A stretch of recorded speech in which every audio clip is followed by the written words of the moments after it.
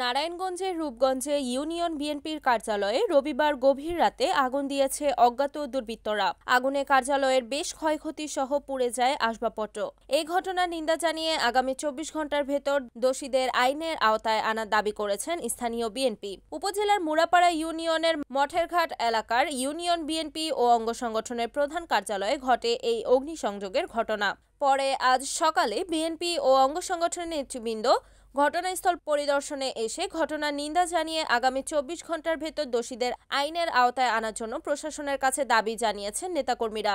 BNP নেতারা জানান, গভীর রাতে ক্লোজ সার্কিট ক্যামেরার সংযোগ বিচ্ছিন্ন করে গান পাউডার ছিটিয়ে আগুন দেয় দুর্বৃত্তরা। পরে খবর পেয়ে আশপাশের লোকজন এসে আগুন নেভায়। আগুনে কার্যালয়ের সিলিং, ইলেকট্রনিক্স ডিভাইস সহ আসবাবপত্র পুড়ে গেছে। এ বিষয়ে রূপগঞ্জ থানা ভারপ্রাপ্ত কর্মকর্তা লিয়াকত আলী জানান, আমরা খবর পেয়ে ঘটনাস্থল পরিদর্শন করেছি। এ বিষয়ে এখন পর্যন্ত কোনো লিখিত অভিযোগ পাইনি, তবে লিখিত অভিযোগ পেলে অবশ্যই আইনি ব্যবস্থা গ্রহণ করা হবে। আমাদের মুড়াপাড়া ইউনিয়ন বিএনপি ও সহযোগী অঙ্গ সংগঠনের প্রধান কার্যালয়, এখানে গতকালকে রাত্রে আনুমানিক 1টা বাজে এই কিছু দুষ্কৃতিকারীরা এখানে এসে আগুন দিছে।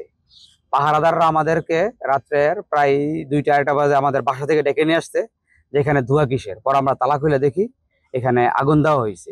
পিছনে জানালার সামসেরে দাঁড়াইয়া একটা কাপড়ে এই তেল দিয়ে এই আগুনটা দেওয়া হয়েছে। এখন আমাদের সাথে কিছু লোকের ঝামেলা চলতেছে এলাকায়, আমরা সন্দেহ করছি ওদেরই, বা ওই আগুন দেওয়ার সময় ওদের কিছু লোকজন সহকারীরা এই আমাদের এলাকার বিভিন্ন স্থানে ঘোরাফেরা করতে আমাদের এলাকার কিছু জনগণ দেখছে ওদেরকে, কিন্তু আমরা এখনো ভালো প্রমাণ পাইতেছি না। যদি প্রমাণ পাই আপনাদের নাম উল্লেখ করা হবে।